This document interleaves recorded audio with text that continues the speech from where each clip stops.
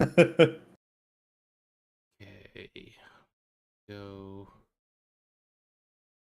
here.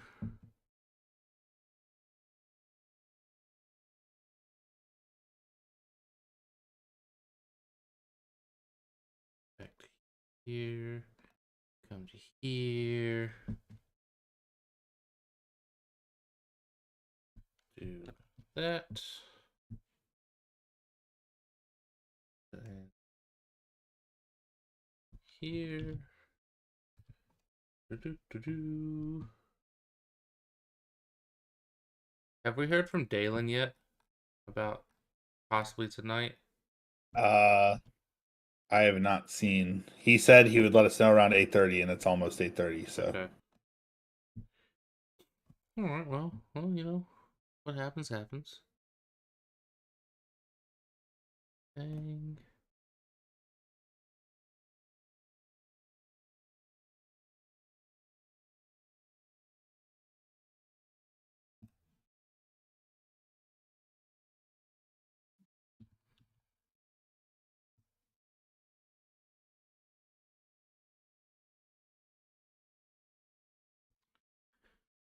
Okay.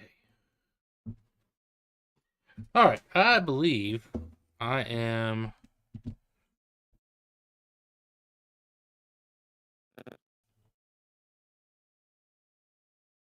Did you do power rankings by chance? oh, no, I did not. Do you want to do those real quick? Yeah, I can I go. mean, I did mine. I know we did them last year for USFL. That's the only reason I did them.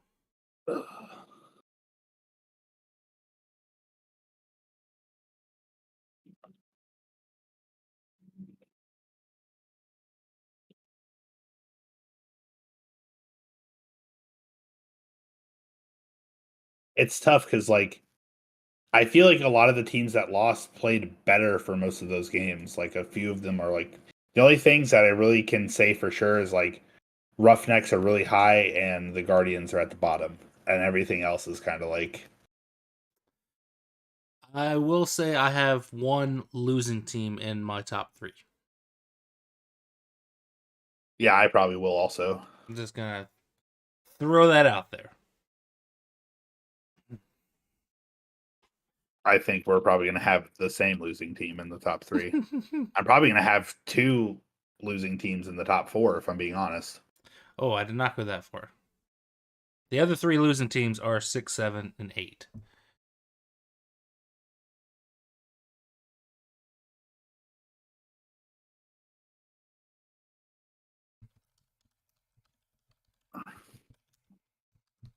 Yeah, no, that's probably. I might have one at 5, but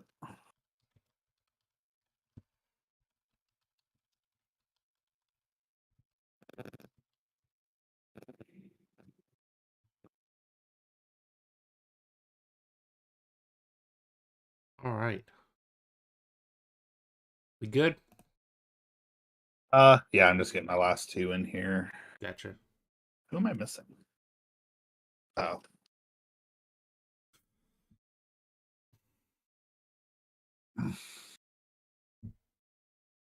I'm putting a winning team pretty low.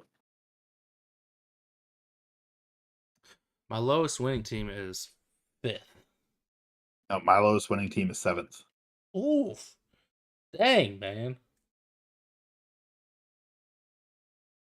Okay, I'll have that here so I can see it later. Okay. I feel like I probably know who that is. I don't know. If it's who I think it is, we're gonna have quite a difference there, but that's okay. Well, you might have more of an advantage because I was only able to watch highlights and you watched the game. But from what I've seen in the highlights and what I'm looking at the numbers, there's no reason why this team should have won. So, to me personally, Ooh. Okay, so it's not who I thought it was. who do you I'm think I was putting down there? surprised. I mean, we'll get in. This is kind of a shocking list that you have going here. We have the same one and the same 8, and then everything else Everything else is is all over the place. But that's okay. We'll get into it. All right. Interesting. Okay. I'm just gonna go ahead and kick us off.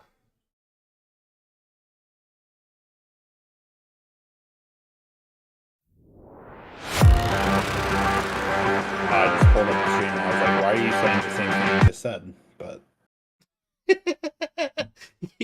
You ruined the intro, man.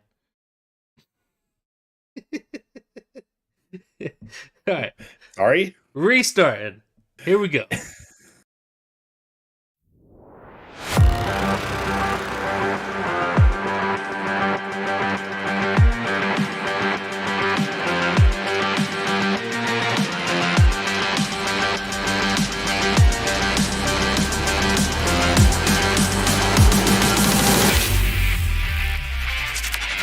Hey, how about that for an opening weekend of the XFL 3.0? Pretty good show. I think that we got. Welcome back to Booth Review. As always, I'm your host Devin Primrose, joined by the Sultan of Spice himself, Mr. Peter Strauss. What is going on, man? I am doing great. This is totally the first time we did this intro. I didn't mess it up before. If I'm a little quiet, it's because I went to a concert over the weekend and screamed a lot. Hey, there you go. Who'd you go see? It was the Wonder Years with Hot Mulligan and Carly Cosgrove. Ooh, Hot Mulligan. It was a fun time. I've been wanting to see them for a minute. They're playing the Sad Summerfest.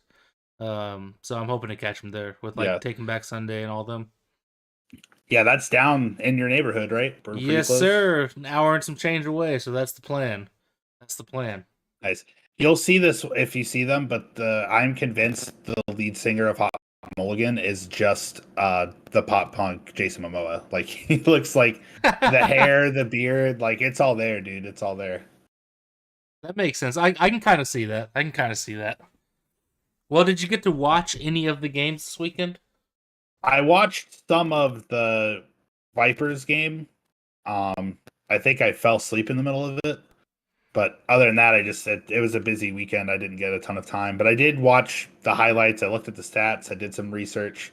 So I'm as prepared as I can be without being able to watch the game. So I gotcha. Honestly, I feel like the attendance was pretty good. I will say the first game, which was the Vipers and Renegades on TV, it did not look like great attendance. I want to check and see if I can pull up the numbers. I posted them in the Discord earlier, but so the numbers, that was the lowest attended of the weekend. Very first game, which it had just over 12,000 people there, which I think is pretty solid. From what I saw, they were aiming to average around 10,000. That was the goal, and so yeah, I mean compared to the USFL games that weren't Birmingham games last year, I mean it looked like at least half that stadium was at least half of the bottom. Of that stadium tough. Was filled. So it's tough because that's one of the bigger stadiums. So that's the old Texas Rangers ballpark. They built their new ballpark literally right across the street, and they've just kept that one around for events like this. That's where they were playing 3 years ago in XFL 2.0, the same stadium. And that stadium holds, when it was a baseball stadium, it held like 48,000 people. And so that's kind of the tough thing about using that stadium is it looks like it'll look like there's less people than it really is. Whereas you contrast that to the DC Defenders home field and Audi Field, and I want to say Audi Field holds close to 20,000, and they had just over 12,000 people there as well. So pretty similar numbers, but it looked like more people for the Defenders just because of the size of the stadium. Well, the Defenders fans also know how to party. 100%. We'll get there. I'm sitting there watching that game and like. I'm sitting there watching the game and the way the fans are reacting, and then even like the end of the game after the team has won, there's people in the crowd taking their shirts off, like twirling them around their heads, and I'm like, these are my people. Like this is my team. I'm home. This is where I need to be. Oh Oh man, man. who you got as your best of the booth for week 1? Uh, so in true booth review fashion, I have kind of a category here. These quarterbacks all lost, but I feel like they played like really well and still deserve a shout out here. So I Okay. have a category of QBs who tried their best because they were really the only shining part of their team that still lost. You look at Luis Perez was 22 for 36, so 61%, not a great percentage, but 249 yards and 3 touchdowns. Yeah. He did have 2 picks, but again, when you're slinging the ball around that much, when your team's relying on you that much, sometimes those mistakes can happen. Another guy, Jack Cohn, I think his name is, Yep. for the Yep. Brahmas, who I don't think he ever played in the NFL. By the way, don't like if you listen to our preview, none of the guys we thought were starting quarterbacks really started. Like AJ McCarron and Ben DiNucci did, but other than that, like every other game was like, well, this isn't who we said was playing. I was surprised that Sloter didn't start for the Renegades. I don't know if there's some injury there or if Sloter is still even with that team. I'm assuming he's still with that team, but I wonder if maybe Plitt just outplayed him in practice, although it didn't necessarily look like it in the game. Like Plitt did not have a great game. Yeah, he was fine. His team won, so Yeah, I But mean, he got the win. That's all that matters. um, but the Brahmas, Jack Cohn was. I just lost my note here. I physically wrote stuff down because I couldn't figure out the stats earlier today. 25 for 36, 70% completion percentage for a guy that nobody's ever heard of, right? And his first start in professional football. It is professional football, but you know what I mean. One of the only 4 quarterbacks threw for over 200 yards. He was one of them, 207. He had 1 touchdown and 1 pick. That wasn't his fault. The pick, he had a lot of receivers. He would have been a lot better. He had, I think, 3 or 4 passes I saw in the highlights that went off of receivers' hands, including one that got tipped and picked off. So that was his 1 pick. And then he had a strip sack fumble because his offensive line failed him. So kudos to that guy. Playing a hell of a game, again, with his team not being able to step it up at the very end. Yeah. And freaking Ben DiNucci, 35 of 54. That man threw the ball 54 times. That's crazy. 65% completion percentage, 282 yards, which is the most of the week, I believe. He had 1 touchdown and 2 interceptions. And again, the interceptions didn't start until the defenders got real rowdy. We'll get to it later. But these guys, I mean, It's called home field advantage, man. It is called home field advantage. I just think it's crazy how these quarterbacks played so well. I mean, what pretty sure was it one of these? Yeah, Ben DiNucci played Jordan Teamu, who was 8 of 16. Yeah. Like Yeah. the amount that the Sea Dragons outplayed the defenders and still lost. Yeah. They had twice as many total yards. 331 for the Sea Dragons, 177 for the defenders. Yeah, I mean, and they still lost. It was DC's defense that was getting it done. Yeah. Ironically, their name is the Defenders, and the defense came to play. Michael Joseph had both the picks, and he returned one of them for a touchdown. So credit to that guy. Yeah, it is interesting because the offense was not good, but timely turnovers, getting a pick 6 helps out. And yeah, it's like you said, the Sea Dragons definitely outplayed him in the first half, and it really wasn't until that second half when the alleged beer snake got confiscated by security. No, there's video. It happened. The fun police came in and ruined it. I won't get into it yet. We'll get there. But second spring league in a row, we got fun police happening, and it's not okay. Hey, hashtag free the snake. But Allegedly, that was trending on Twitter during that game, and I do wonder if that was entirely because of the DC game, or if maybe there's some other implications there that had it trending on Twitter. no, it's like it's another Harambe incident, but it's a snake now. Somebody fell in a snake pit. Oh Hey, God, no. hey, free the snake. But yeah, as soon as the beer snake was confiscated, the crowd turned on the security quite quickly and started throwing lemons on the field, which I think definitely played a part in that DC defense getting all riled up. Oh yeah. And I got a whole metaphor ready to go. I'm ready for that, but we'll get there in under review. But my best of the booth are these quarterbacks who did everything they could to win this game, and just in the end, it just wasn't enough. Yeah, But I felt like they deserved a shot, especially Ben DiNucci and Jack Cohn, with freaking yeah. how much they threw the ball and how much they were able to get completions. And Jack Cohn especially should have had more and shouldn't have had a turnover, but It does look. football is football. It did look to me like so. Two of the head coaches in the XFL are former players that are getting their first head coaching jobs.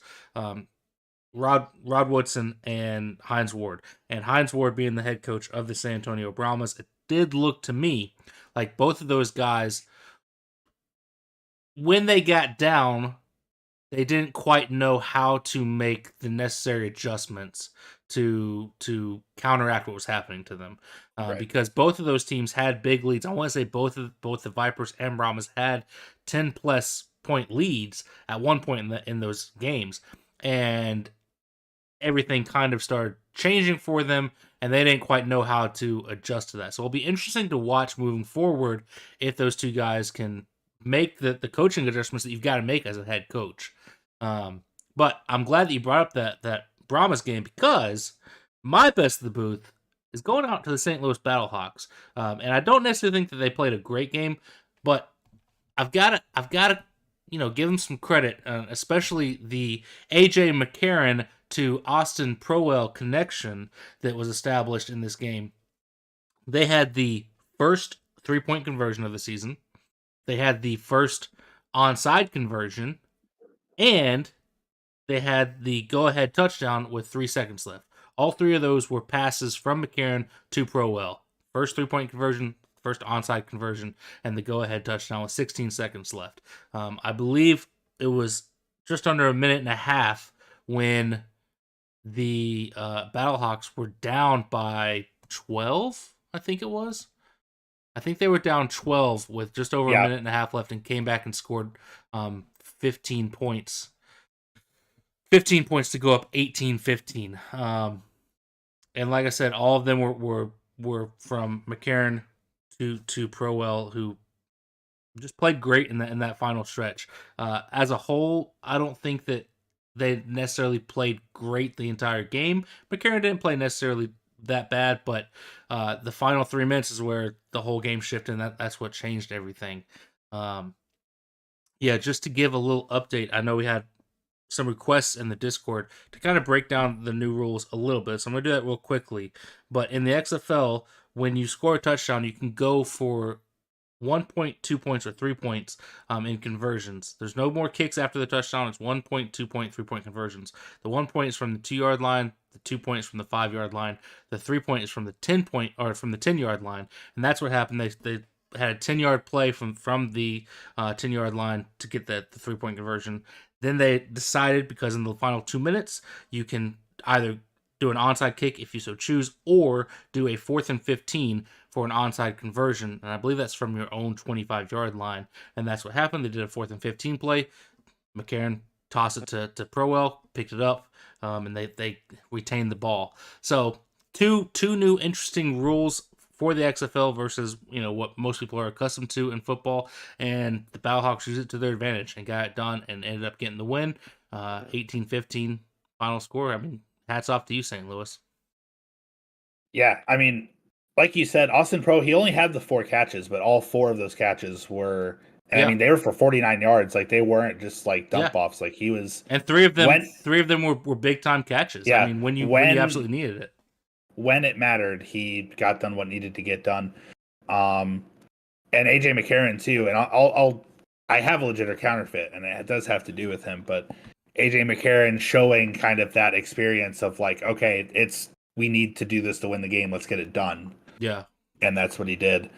So that's always cool to see because it makes the game more interesting. Like, and then especially in the XFL when you can go for 3 points and it's easier to get an onside conversion. It's like makes the end of the games way more exciting. Like in the NFL, like with that much time left, it feels almost impossible in that scenario. But in the XFL, it's a little more in reach. So yeah.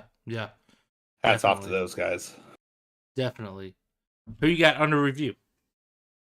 Well, I hinted it a little bit ago, and we had to call out the Fun Police last year. If you guys don't remember, the USFL, the week before Kirby Wilson, before week 1 of the USFL, fired a man, one of their like star players, like one of their most well-known players, for asking somebody for a slice of pizza. And the whole season, it came back to haunt them. They won one game, and they didn't even get the first round pick at the end of the year.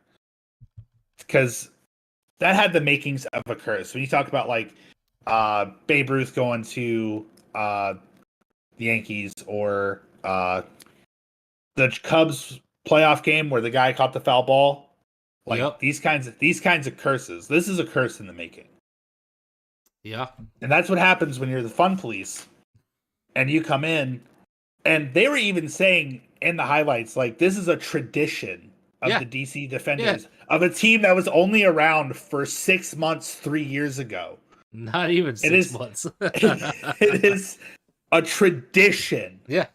That these fans are going to take their empty beer cups and make a snake out of it. And security guards were coming in and said they couldn't do it and were slapping the beer cups out of their hands. So what happened? Life gave the fans lemons, and the fans stuck them on the field.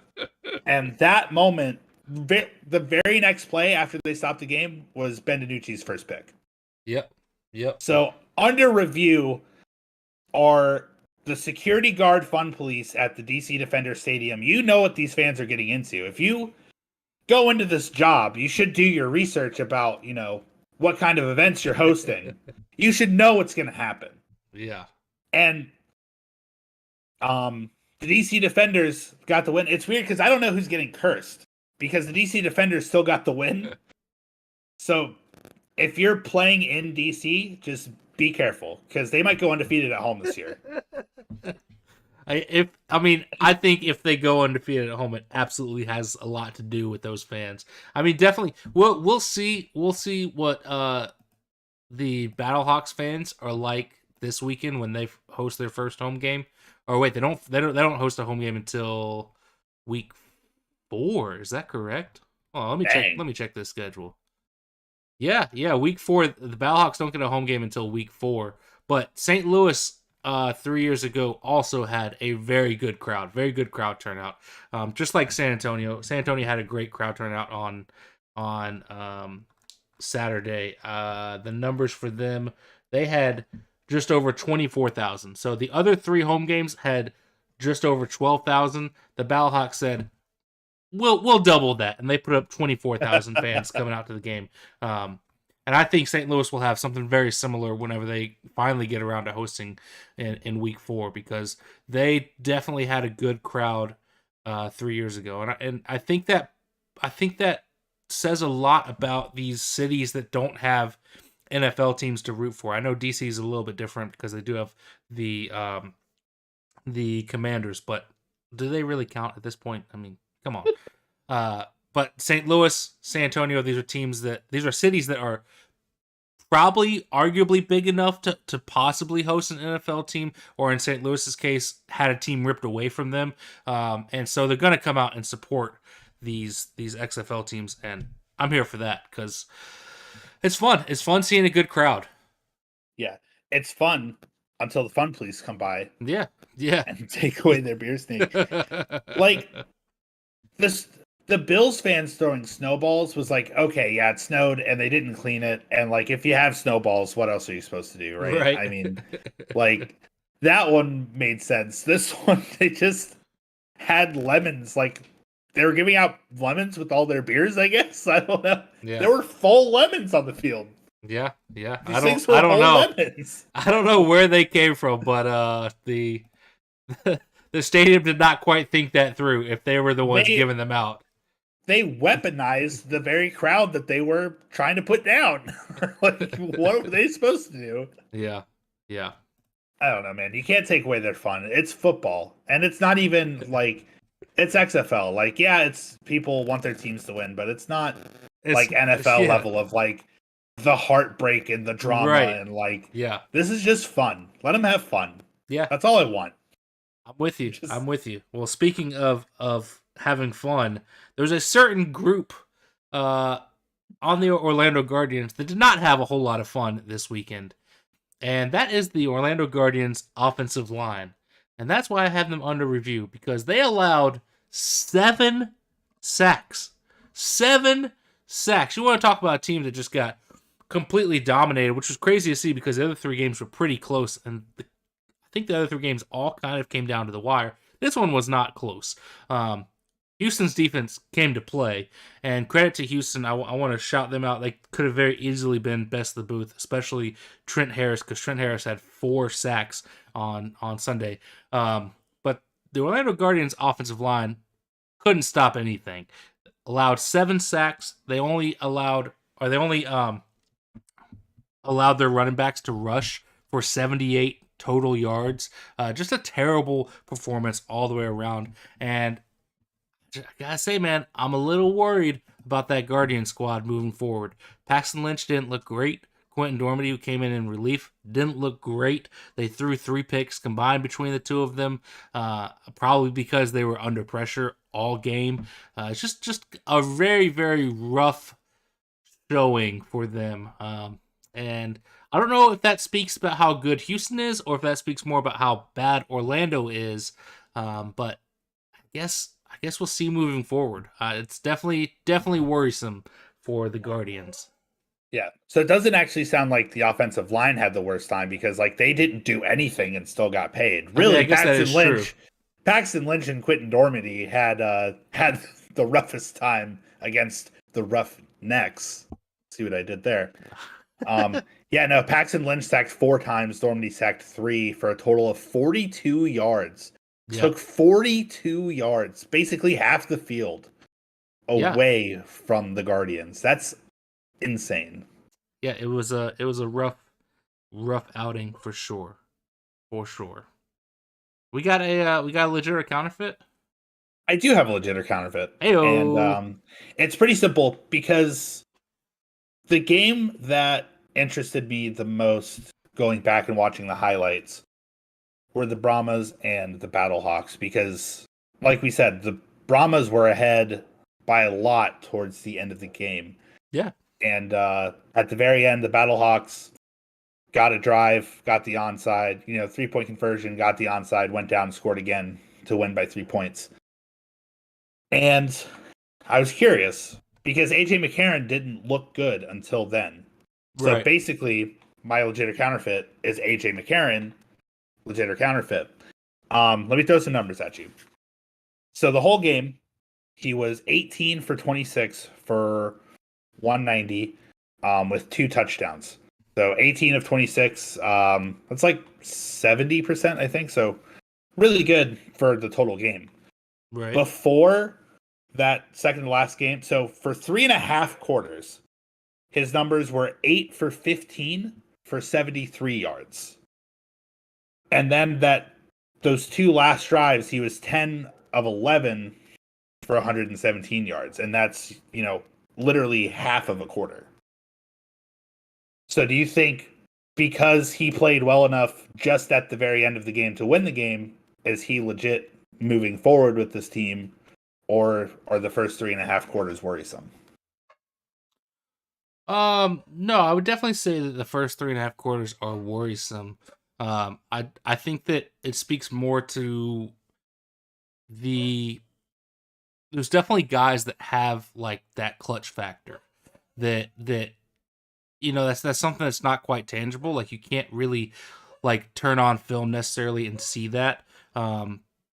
But they get it done when the game matters. And I think that speaks more to McCarron's clutch factor than necessarily his talent level. And I think McCarron is good. Do I think 10 weeks from now we'll be sitting there saying AJ McCarron is the best quarterback or even top 3 quarterback in the league? I don't think so, man. Like I don't think that he is. He's in his 30s. He's getting up there in age. I think this was just more of everything going right, and he had a lot to do with that. But everything going right at the right time, and as I mentioned, Hines Ward being a new head coach, not quite knowing how to stop the snowball, if you will. Everything just kind of started going downhill, and he didn't know how to get things back on track. And I don't know I don't know how much blame to give him because you're up 12 points with 3 minutes left. Like you would think that that's a win. That's a victory. And like everything had to go right for the Battlehawks to walk out of there with a win, and everything did go right. So I don't know how much blame I can put on the Brahmas and Hines Ward especially. And I also, on the flip side, don't know how much credit to give McCarron because of that. So I'm gonna say that he currently is still counterfeit, but he looked good for those final minutes.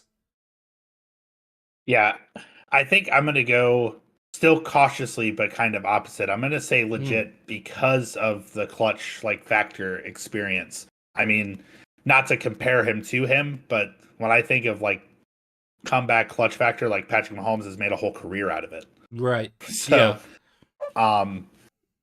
And I think that's a huge deal when you have the experience to be like, I've been in this situation and I know I can come back in this. I think that helps you in a league that is young and inexperienced and has inexperienced coaches that don't know how to adjust to that. So I am like if the line is here for legit or counterfeit, I'm like here legit. Like I'm just like I have a little bit more faith than I did going into the season. Yeah, and I would say I'm probably almost the exact opposite. I'm just underneath on the counterfeit side. Like I still think he's good. I just don't think that he is going to end up being one of the top quarterbacks in the league. I think that he's probably a very mid-tier type quarterback. Like he'll be fine. He'll probably lead the Battlehawks to a decent record, maybe even something like 6-4, 7-3. Get into the playoffs with something like that. But I don't think that he's going to go out there and light things up and throw for 300 yards a game, 4 touchdowns, stuff like that. So I think that he's perfectly fine, but I don't think he's anything special. Yeah. All right. Before we jump into power rankings, I gotta go get Luna. She's going crazy. Okay, that's fair. I'll be right back. Yep.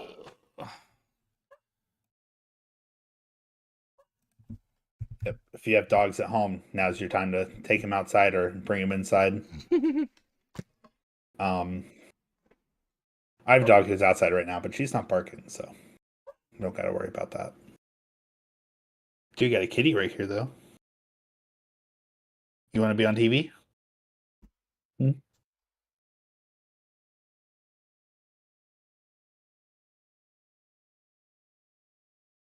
You coming up? Wow. Hello. Hello, kitty cat.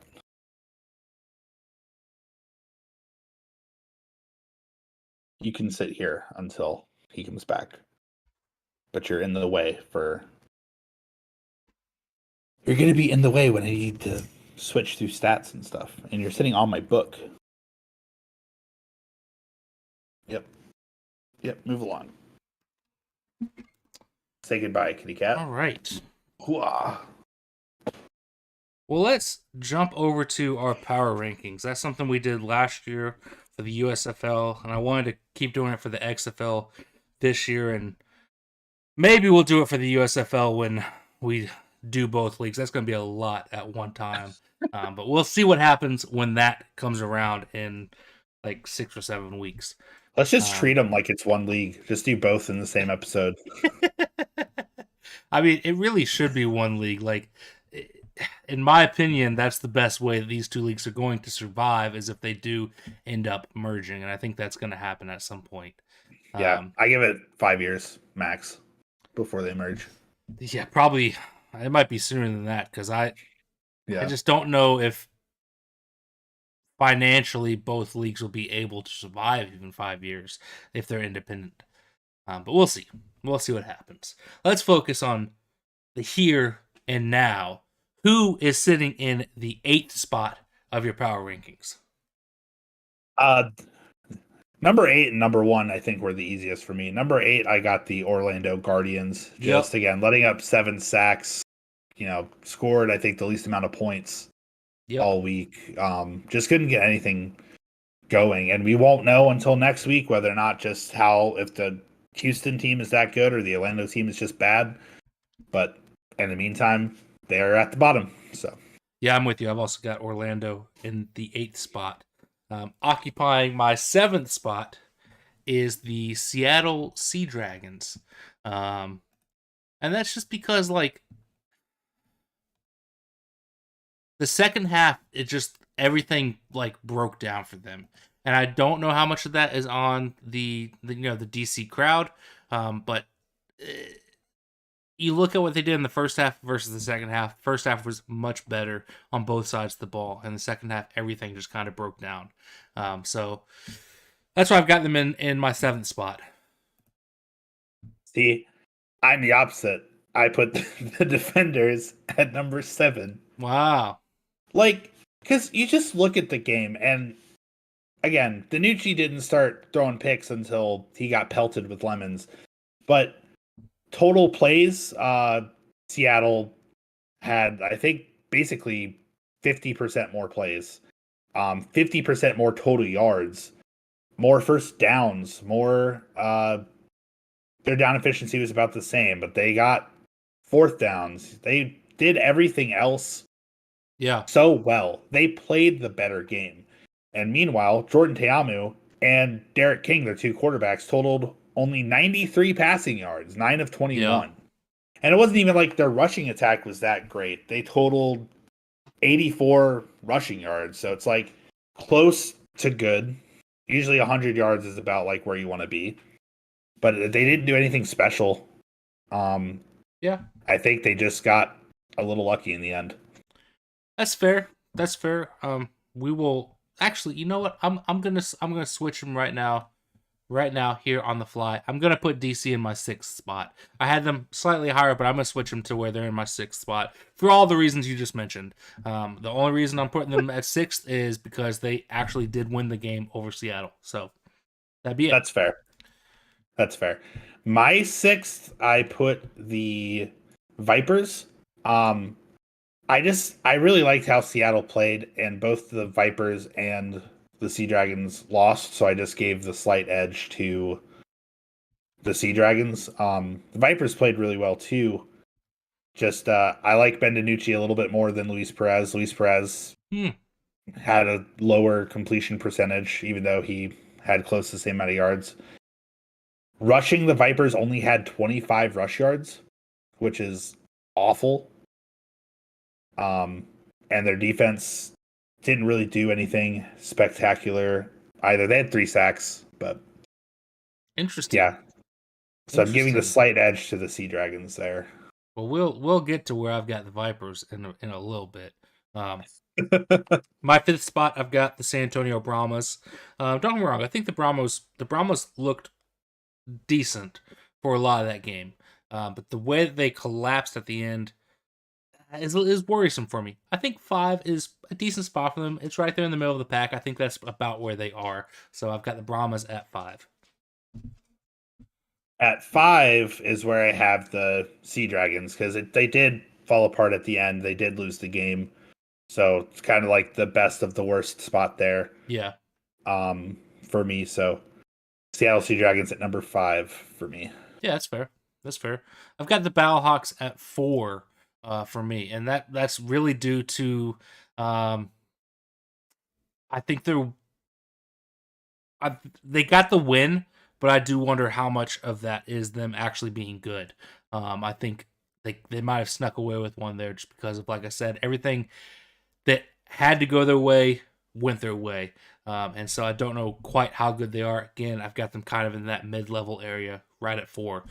So yeah, that's why I've got them there. Gotcha. Yeah. Number 4, I have the Arlington Renegades. Mm, Just one of those things where like they won the game, but I didn't see anything super special, but they definitely played better than the defenders. Um, so I mean, 172 yards is a lot better than 93, which is a much better completion percentage. yeah, 83 yards on the ground, so that's about the same. Um, Also got some turnovers, got 3 sacks as well. So taking the Renegades there, with yeah, Drew Plitt. yeah, yeah. I've got the Vipers at 3rd. You had them at 5. Is that correct? I had them at 6. 6, yeah. So I've got the Vipers at 3rd, and to me, I think they're a lot better than coming away with a loss. In my opinion, they were the best of the 4 teams that lost this weekend. You look at what they did in the first half; they were up 14-3 at halftime on the Renegades, and I do feel good about this Renegades team.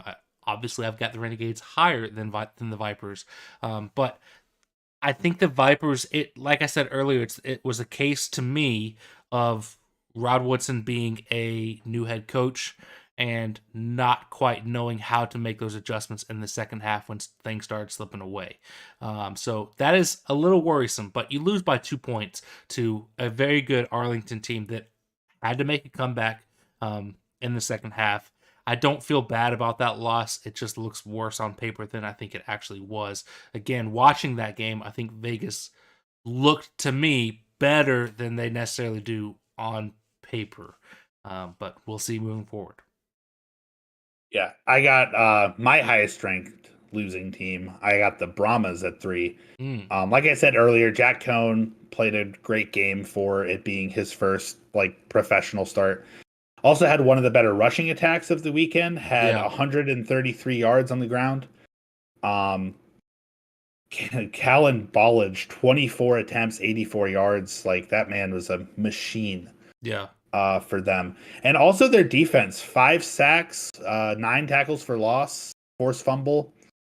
Um, they just, again, if they can make the adjustments and not give up another lead like they did, which is a little bit harder to keep a lead in the XFL with all the, like we said earlier, the rule changes right. with being able to go for 3 points and all that. But I definitely think they have the most potential of the teams that lost this week Yeah, from what I saw. basically, your reasoning for having the Battlehawks at 3 is the same reasoning that I have for the Vipers at 3. It's just 2 teams that looked good, got ahead early, and then when things started going awry, new head coaches Yeah. didn't quite know how to make the adjustment. Yeah, makes sense. Makes sense.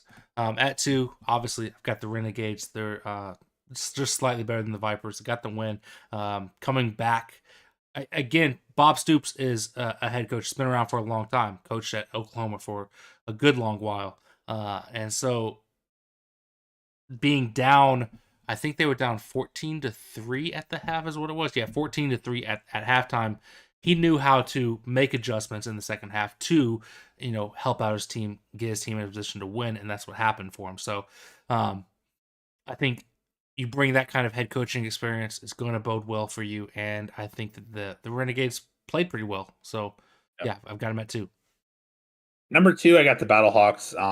Ooh, As well as I think the Brahmas played. I think you just can't take away what the Battlehawks did in the true, last true. little bit of that game. Like when it mattered, they played probably the best football of any team on those last 2 drives.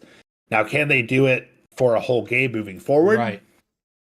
We'll see, but I got to give credit to them for that, awesome comeback. Because watching the highlights, I'm like, this really like because I saw the score before seeing the highlights, and I'm like, they really come back from this, like, Yeah, yeah, so and it really was crazy watching it. That like I said, everything that has to go right is going right. They get the 3-point conversion, Then they gotta try the onside. They get the onside.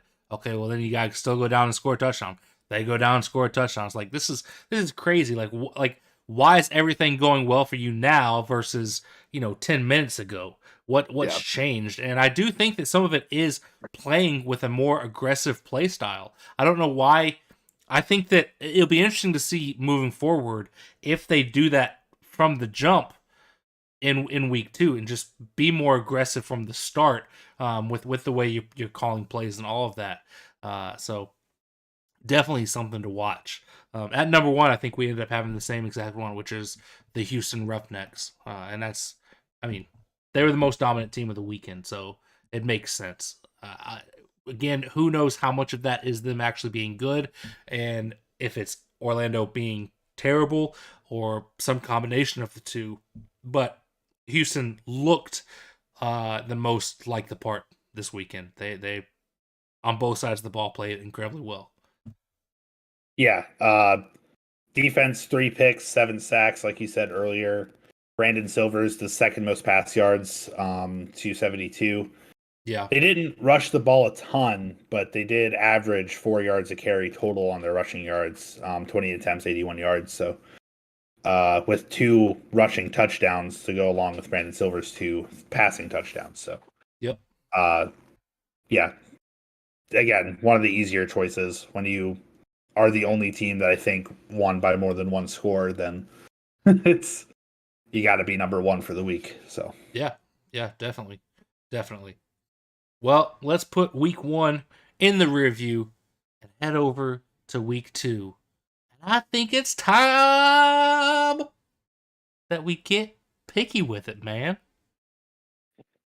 and he got picky with it, na na na na, and he got picky with it, na na na na na na, and he got picky with it, na na na na, until the very next game, not not not not not not not. Please tell me you get Oh, that reference. I don't get the reference. Oh my god. You haven't heard the duck song? uh, I feel like I probably have at some point. That's your homework between now and next week. Okay. You just need to look up the duck song. Somebody, you're doing yourself a favor. It's a hilarious, fun little song. Everybody will enjoy it. Kids can watch it. If Blake's listening, your kid can listen to it. Okay. It's a fun time. All right. Well, starting us off, week 2, Thursday Night Football returns to the XFL.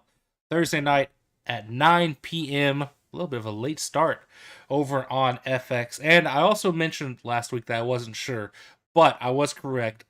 Every single game is streaming on ESPN Plus. So if you pay for that Disney bundle, or if you just have ESPN Plus because Disney sucks, then there you go. You got every single XFL game. It's all streaming on ESPN Plus. So at 9 p.m. on Thursday night, we have the 1-0 St. Louis Battlehawks heading out to Seattle to take on the Seattle Sea Dragons. Sea Dragons making their home debut. And at home, they are favored by 3 points. They are 3-point favorites going into this game. And I don't know how I feel about that because I do think the Battlehawks are better. The Sea Dragons worried me with the way they collapsed in the second half, especially against a team that did not look good in the DC Defenders. So I'm worried about it. I'm going with the St. Louis Battlehawks to get the win, spoiling the Sea Dragons' home debut. Who you got? Man, This is the hardest game to pick for me, I think, because I think both teams, they're kind of the opposite, right? The Seattle Sea Dragons played a really good first few quarters and then collapsed, whereas the Battlehawks didn't play well until the very end. Yeah. So we're going to see what's going to give there. I just think when the Sea Dragons, I almost said St. Louis instead of Sea Dragons. I almost said St. Louis Sea Dragons, which is not correct. The Seattle Sea Dragons, I just think played a better game for longer, even if they didn't play well in the second half. Yeah. And picking opposite of you is fun. And Ben DiNucci played a heck of a game and is currently the passing leader in the XFL. With that wicked flip pass to Josh Gordon for that first touchdown. That was awesome to That watch. That was was that pretty was good. pretty smooth. Yeah. So I'm going to go with the. I thought they were going to be the underdog, but I guess I'll go with the favored Seattle Sea Dragons Yeah, that's at fair. home. Yeah, you mentioned Josh Gordon. Josh Gordon looked pretty good in Yeah, his game with Seattle. Um, has not looked great in most of his NFL comeback attempts in the spring leagues, but looked good with Ben DiNucci and Seattle. So I'm excited for that because Josh Gordon, when he's playing Josh Gordon football, it's fun to watch. He is quite the talent at wide receiver. Um, yeah. I think having somebody with some NFL experience too, like, because that's the only real like NFL connection I feel like yeah, that we have. Josh Gordon, and I mean, he played. He had the second most receiving yards. He was 6 for 9, 74 yards and a touchdown. So yeah, solid game by him. Saturday night, we get Saturday Night Football. The DC Defenders at 7 p.m. are heading out to Vegas, take on the Vegas Vipers. That game will also be on FX or streaming on ESPN Plus. At home, making their home debut, the Vegas Vipers are 3.5 point favorites. I don't know. I guess I can see that. I feel like the line should. I mean, it's who's setting lines for XFL games. That's what I want to know because I don't know how I feel about any of these. They're just kind of weird. I feel like most of them should be closer at this point, just because most of the teams are pretty close. I don't think there's any clear cut like favorites to me. But Vegas 3.5 point favorites. I guess whoever's setting the line, you know what you're doing better than me. Uh, got Vegas winning this one, I believe. Let me just check real quick. Yeah, I've got Vegas winning this game over DC. Again, I think they're better than what the stats show from their first game. I just have a better feeling about them. And DC is my team of choice. I'm a Defenders fan. I'm rolling with them. But Vegas, I think, has the edge in this one. Tickets are only $12 if you're in the Vegas area and want to go to this. So get your butt to that game because it should be a good one. Who you got, man? yeah, I'm also going with the Vipers. There's no DC fans to throw lemons at Luis Perez. Um, no, but I just Jordan Teamu 8 for 15 or 16. He's I got to be just better. He's got to be better. I cannot get over that line. And the Vegas Vipers defense didn't play bad, so Nope. you got to figure it out against them. I think DC, despite squeaking out a win last week, still have a lot to figure out. So give me the Vipers. Yeah, definitely. Teamu has to be better. And honestly, if it's, I would I would almost rather Derek King be the starter just because I feel like he's more explosive. Um, and Teamu, he King is a worse passer for sure, but Teamu, just watching him last year in the USFL, watching him week one of this year in the XFL, I just don't know how I feel about him anymore, man. Like he was very good 3 years ago for the Battlehawks in the XFL 2.0, but since that time, he has not looked as stellar as he did for those 5 weeks. And so I just don't know if he has the goods. And that defenders team needs good quarterback play. The defense stepped up and balled out, but can they do it every week? That's a tall task to ask from a defense to do that kind of performance every single week. So you got to have some good quarterback play, and I don't know if Teamu is it. Yeah, and I mean the defense, like I said, they're gonna win every home game now because Yeah. the stadium's just cursed from the beer snake.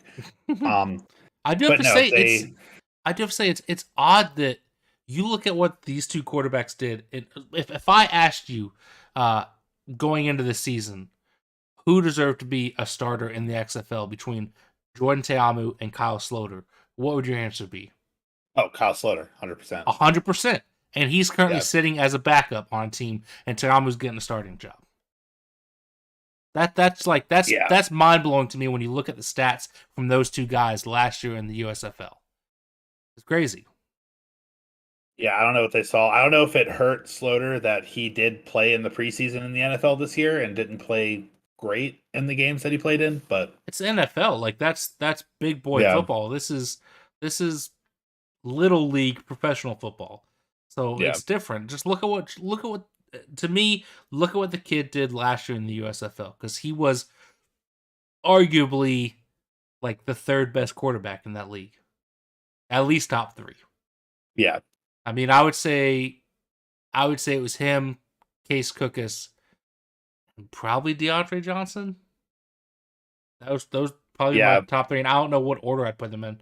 I mean, I'm a fan of Case, so I might put Case number 1.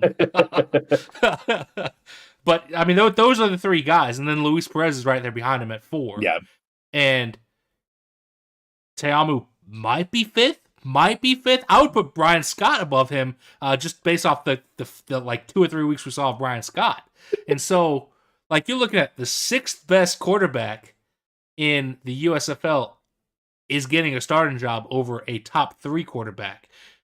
It's mind blowing to me because, like I said, Sloter is better than Teamu and Luis Perez. Or at least he was last year, and he's yeah, sitting on the bench. If I'm yeah. He's DC, I might be getting Arlington on the phone and saying, "Hey, let's work out some kind of trade if you're not going to use this guy." yeah, he's sitting behind Plitt, right? Correct. Yeah. And Plitt He didn't didn't have like look a good. great game. Yeah, No, he didn't look good. So something's got to be a little bit off there. Like Sloter must not be playing that well in practice, or maybe he's just not doing great in Bob Stoops' system. Something. But yeah, I would be getting him. I would be getting them on the phone and saying, let's make something happen here, because yeah. if Either if if 2 weeks in Teamu puts up another performance like he did last week, and you're not seeing any kind of big spark out of Derek King, you gotta do something, yeah, because it's a 10 week schedule. So after two weeks, things are gonna start getting more and more serious. You got to make a move. yeah, Well, for let's sure. let's head over to Sunday. We've got the San Antonio Brahmas making their way out to Florida to take on the Orlando Guardians on the road. San Antonio are 3-point favorites. This I actually agree with because Orlando are terrible. At least they looked terrible this past weekend. So San Antonio on the road, 3-point favorites. I like it. Tickets are as low as $13 if you're in the Orlando area. Go out and catch a game. Go support this league. I've got the Brahmas rolling over the Guardians. I think they're better. Until the Guardians show me some sort of life, I'm probably always going to pick against them just based off of how bad they looked in week 1. Who you got, man? Oh yeah, I'm also going with the Brahmas. I think, like I said, how the Sea Dragons, that might have been the hardest game to pick. This is the easiest for sure because Yep. Yep. the Guardians the Brahmas, I think, had the second most sacks of the week against a better team than the Guardians. So Mm-hmm. if the Guardians can't handle Houston, I don't think they're going to be able to handle San Antonio either, even if it is their home debut. Like, I just don't think it's going to happen. Yep. Yep. I'm with you. I'm with you, man. Well, let's finish off week 2. Sunday Night Football on ESPN2. We have at 7 p.m. the Arlington Renegades heading about 4 hours south to Houston to take on the Houston Roughnecks. At home, the Roughnecks are 4.5-point favorites. I actually like that line. I think the Roughnecks are a dang good football team. At least, again, they look that way against maybe a really bad team in the Guardians. But they took care of business like you're supposed to against bad teams. I think this will be a close one, but I do like Houston being favored. I don't know if 4.5. 4.5 might be a little too wide of a gap, but I like them being favored. I'm taking the Roughnecks to get it done in week 2 over the Renegades. Who you got, man? Yeah, I think we're only disagreeing on one this week because as much as I hate picking a Houston team, it's just hard to argue with what they did last week. And it might just be that the Guardians were bad, but Brandon Silver's second most passing yard. They had the most sacks, 4 total touchdowns, which I think was the most of any team. Definitely the most points scored. it's you can't bet against them until they give you a reason. Same with the Guardians, you can't bet for them until they give you a reason. Yeah. I think Houston just played better. They had better quarterback play. They had better defensive play, and I don't think that's a fluke. I think they're gonna. I think it will be closer than the Guardians game, but I don't think by much. Yeah, I feel like this game might be the most fun of the weekend. Like I feel like this could be the most like back and forth kind of game of the weekend. I feel like I think these are two very good teams, um, and I'm excited for it. I think it's gonna be a good one. Yeah, I'm definitely Saturday. I'm cleaning out my garage, but there's only one game Saturday, right? So Yep, only one there- game Saturday night, 7 p.m. Yeah. Yeah, I'm excited for week 2, man. I think we had a good showing in week 1. I'm excited to see some of these other teams get their home debuts, see what the crowds look like. And again, excited for good football. Three of the 4 games this past weekend were good.